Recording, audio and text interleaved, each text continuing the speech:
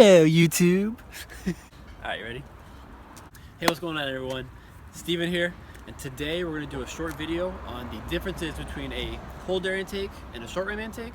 But real quick, before we started, I wanted to say, first of all, just thank you to everyone who subscribed to my channel. I appreciate all the comments, all the likes. I make sure to look at everything, and I just want to say real quick that I really appreciate everyone. If you haven't subscribed to my channel, please do so at the end of the video. Alright, let's jump into it. Alright guys, so first we're going to jump right into a cold air intake setup. So the biggest thing about a cold air intake setup is that it's pulling air from the outside of the engine bay. That's why it's called a cold air intake. It's really pulling all the cold air that's coming from the outside. Now the benefits of this are increased gas mileage because it is cold air. You can also get increased horsepower because of it.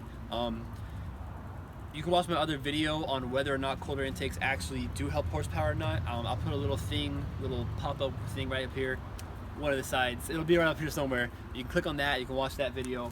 But the true benefits of the cold air intake are really pulling the air from the outside of the car. So on my car, fuller cold air intake setup, as you guys can see, this is a G35. This is the engine that has the plug-and-play MAF system right here, and it's a little dirty right now, but it sits all the way down there. So it's sitting all the way down here in the front bumper, so it's really able to grab all the cold air that is outside of the engine bay. Hence the name cold air, and that's why you help get better gas mileage. Colder air helps in the combustion chamber whenever you have the gas mixture and everything. Don't know all the science behind it, but I know cold air helps you get better gas mileage, and you want colder air, not really hot air, because something about the density of the air that helps about it. So anyways, that's the cold air intake. For this specific intake, this is the Engine SP series intake.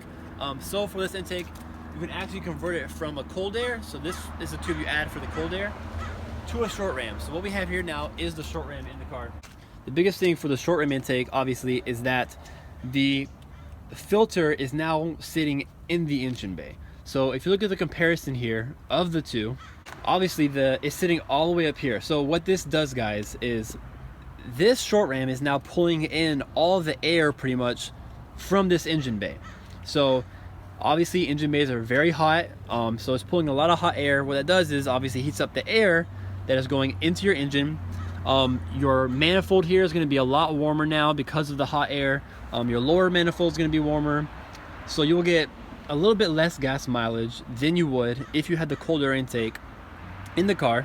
Some people have said that you will still get an increase in horsepower just because of the baffles that it's taking out from the stock air intake system, but that is definitely all up for debate on your actual dyno tests. Alright, so I had a lot of people ask me what the differences are, guys. Those are the biggest difference.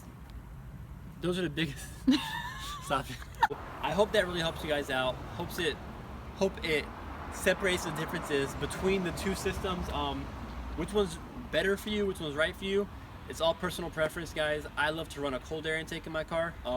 I have personally found that it does give me better gas mileage. Horsepower wise, I'm not sure if it does. I haven't got it on a dyno yet, but I hope this video helped you guys out, and we'll see you guys in the next video. Peace. You want to see inside? You want to see Steven 32? Can you still see me? Between cold air and short air? Cold air, short air. Hey, man.